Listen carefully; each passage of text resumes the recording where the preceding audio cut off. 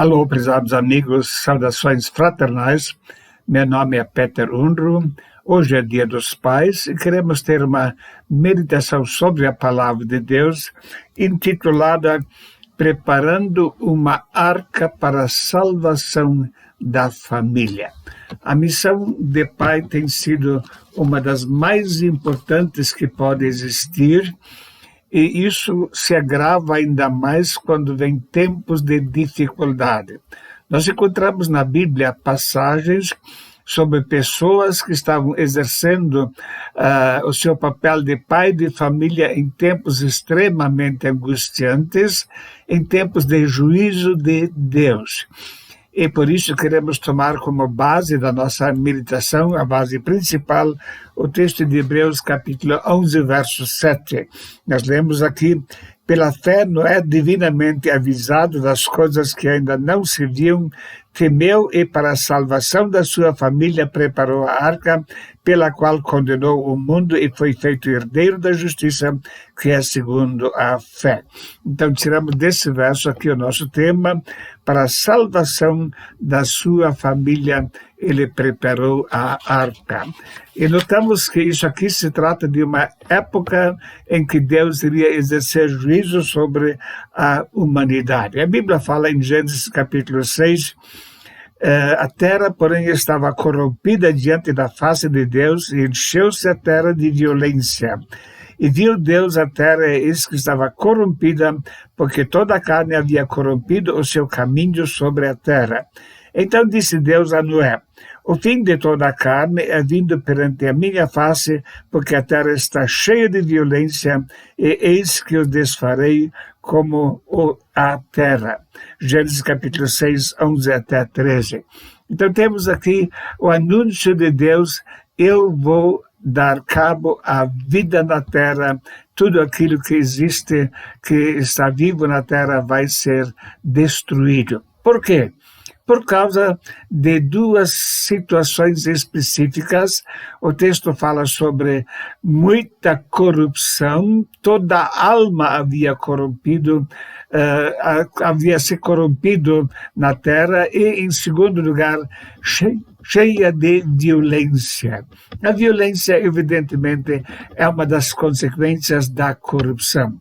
Então Noé viveu num tempo em que Deus anunciou juízo sobre a terra por causa da pecaminosidade. Um outro exemplo temos na vida de Ló. No tempo de Noé foi extinta a vida sobre a face da terra. No tempo de Ló foi sobre uma determinada região, várias cidades pecadoras. A Bíblia diz em Gênesis capítulo 13, ora, eram maus os homens de Sodoma e grandes pecadores contra o Senhor. No verso 13.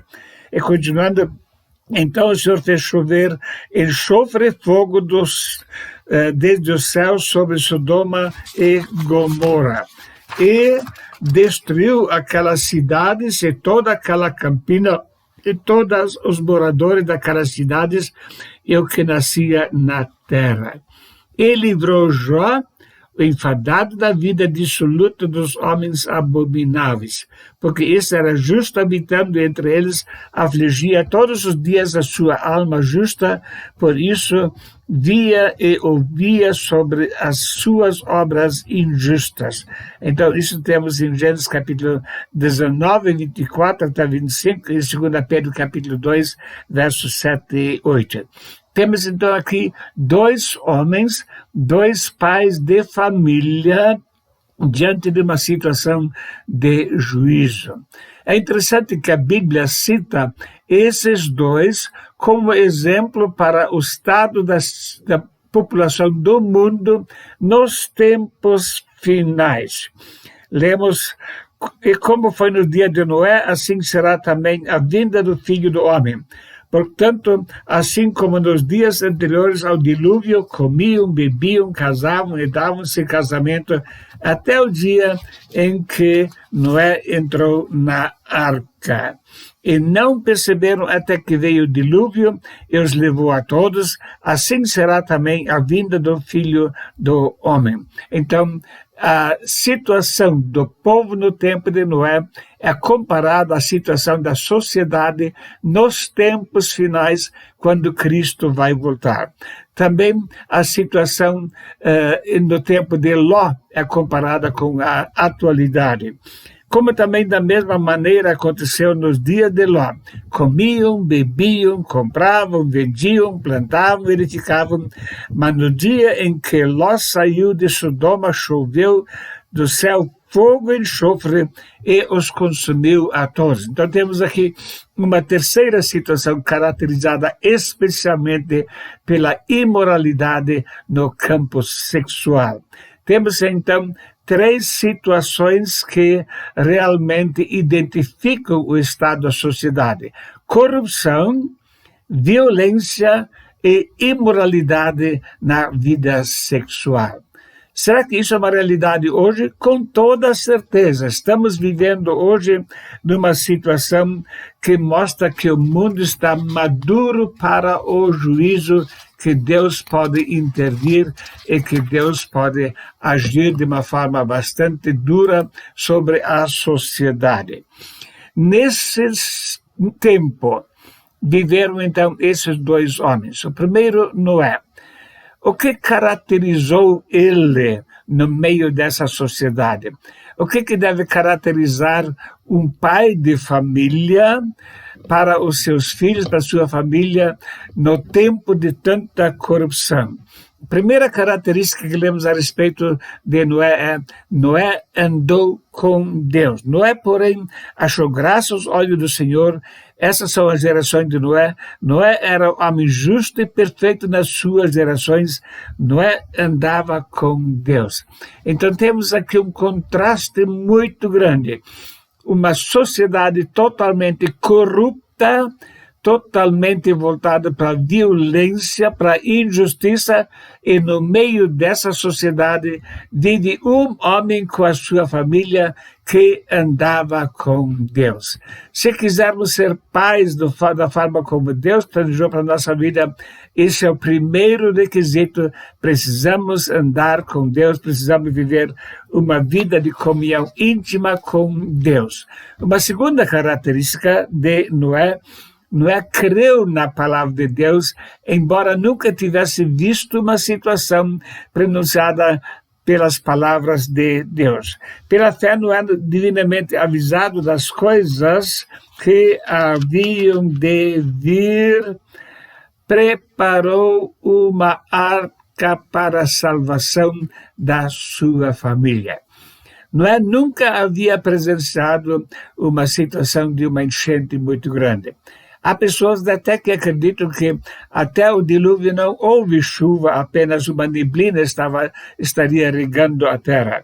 Então, não sabemos se isso é verdade, mas a Bíblia diz que Noé nunca tinha visto uma situação dessa, mas ele creu na palavra de Deus. Hoje em dia, há pessoas que zombam da palavra de Deus. Recebi há 2 dias uma mensagem no meu canal no YouTube com a seguinte afirmação: a Bíblia é um livro de contradições, fantasia e mentiras. Nunca foi a palavra de Deus e nunca será. Evidentemente, esse homem uma vez vai experimentar na presença de Deus o justo castigo pela sua rebeldia. No tempo de Noé, também os rebeldes não acreditavam naquilo que Deus falava. E assim será também no fim dos tempos. E chegamos então o ponto principal dessa meditação, de onde também peguei o tema, quando lemos que Noé preparou uma arca para a salvação da sua família. Nesse tempo de corrupção, nesse tempo de propagação da licenciosidade, nesse tempo da propagação da imoralidade e imundícia atingindo a sociedade, de que forma eu estou podendo proteger a minha família para a salvação dela? O que fazemos? E o texto diz: e para a salvação da sua família preparou a arca. A questão é: temos nós um ambiente seguro como onde podemos proteger a nossa família? Evidentemente, não vamos fazer uma construção de uma arca física, material, como foi no tempo de Noé. isso demorou em torno de 120 anos, mas o ambiente que nós criamos vai oferecer muita segurança, vai ser como uma arca para a vida espiritual dos nossos filhos. Hoje, grandes setores da sociedade estão refutando as leis de Deus no que diz respeito à moralidade ou imoralidade.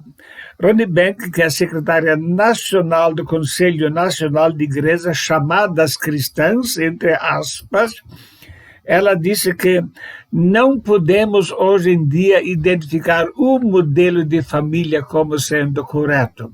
Qualquer convivência harmoniosa em amor constitui uma família. Não é isso que a Bíblia nos aponta. A Bíblia nos mostra muito claro que Deus estabeleceu o casamento heterossexual e que é o único aceito por Ele e que todas as outras formas de união vão ser uma vez castigadas por Deus.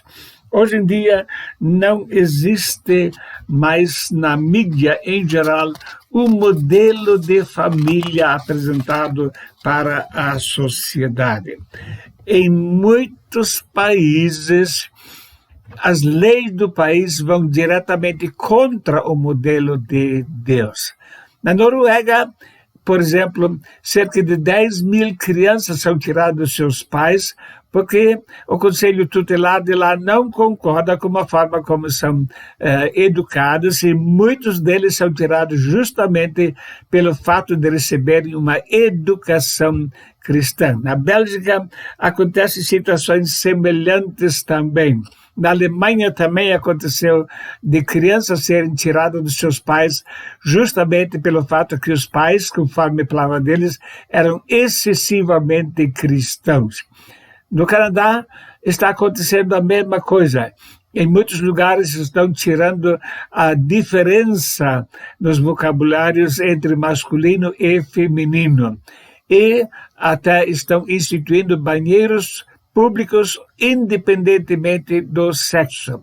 Muitas coisas perversas estão acontecendo em nossa época. A ideologia do gênero é algo que está causando uma profunda destruição na sociedade e na vida familiar. E o movimento LGBTB, eles estão dizendo abertamente que pretendem, sim, destruir a família e a igreja. E muitas pessoas são processadas quando professam publicamente a sua crença nos princípios bíblicos para a vida familiar. Estamos rodeados por inimigos. E quando ensinamos a esse respeito, sempre há pessoas ansiosas para saber mais, para se livrar dos seus traumas emocionais. Tanto é que mais de 40% das pessoas que fizeram a chamada mudança de sexo, são pessoas que já tentaram ou praticaram o suicídio. Não são pessoas felizes. Nem uma pessoa pode mudar de sexo. Todas as células do corpo vão identificar se a pessoa é do sexo masculino ou feminino. Se for do sexo masculino, vai ter cromossomo XY em todas as células. Se for do sexo feminino, vai ter cromossomo XX em todas as células. E assim, para mudar de sexo, seria necessário trocar todas as células do corpo. Por isso, a pessoa precisa tomar medicação hormonal constantemente e isso destrói a sua capacidade para se reproduzir. Assim, estão lutando contra o primeiro mandamento para uma vida conjugal: sede fecundos, multiplicai-vos e enchei a terra. Então, Noé foi um homem que andou com Deus, Noé foi um homem que creu na palavra de Deus, Noé foi um homem que tomou medidas para proteger a sua família. E com as suas medidas, ele realmente estava condenando o mundo na sua perversidade. A Bíblia ensina para que sejais irrepreensíveis e sinceros, filhos de Deus inculpáveis no meio de uma geração corrompida e perversa, entre a qual resplandeceis como astros no mundo. Nós devemos fazer a diferença. Não pregamos ódio contra ninguém, mas defendemos os princípios da palavra de Deus. Mais importa obedecer a Deus do que aos homens. Então, pais que estão preparando uma arca, quer dizer, um ambiente que fornece segurança para os seus filhos. É esse tipo de pais que o mundo precisa em nossos dias. Que segurança você tem conseguido para seus filhos? É tão importante que os pais tomem tempo para os seus filhos. Eu me lembro de uma viagem na Alemanha, vi numa casa um carro que foi de fabricação caseira. Então perguntei ao dono da casa, foi o senhor que fez? Ele disse, a sociedade está tão corrupta, eu tinha medo que meus filhos se envolvessem com essa corrupção. Então planejei com eles, vamos construir o nosso próprio carro. Os filhos naturalmente se entusiasmaram, então foram ajuntando peça por peça, soldando, montando, lixando, e assim depois de um longo tempo o carrinho estava pronto, com o motor funcionando, e eles puderam andar com ele. E os filhos disseram, esse tempo que meu pai passou na nossa presença, todos os dias depois do período das aulas, foi o que salvou a nossa vida. Pais, nós precisamos tomar tempo de qualidade para nossos filhos. Mais vale ter um tempo para conversa, para atividades em comum, do que ficar assistindo televisão ou estar na frente da internet. Como isso está faltando no mundo de hoje. Não é sem dúvida, estava trabalhando durante esse tempo de 120 anos com os seus filhos, compartilhando os valores cristãos, compartilhando a palavra de Deus e mostrando que estavam realmente fazendo algo para a preservação da sua vida. Que nós, como pais, possamos nesse dia tomar esse propósito de realmente também preparar uma arca, preparar um ambiente seguro para a salvação da família.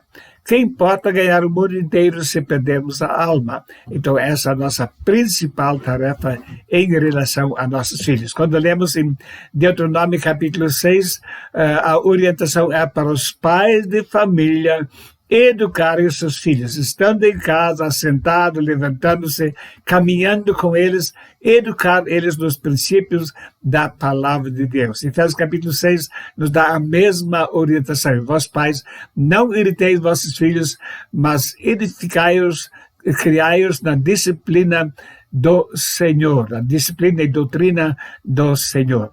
Que sejamos pais que estão criando um ambiente seguro para os filhos, para que eles estejam junto conosco uma vez na glória celeste. Muito obrigado e um feliz Dia dos Pais para todos. Amém.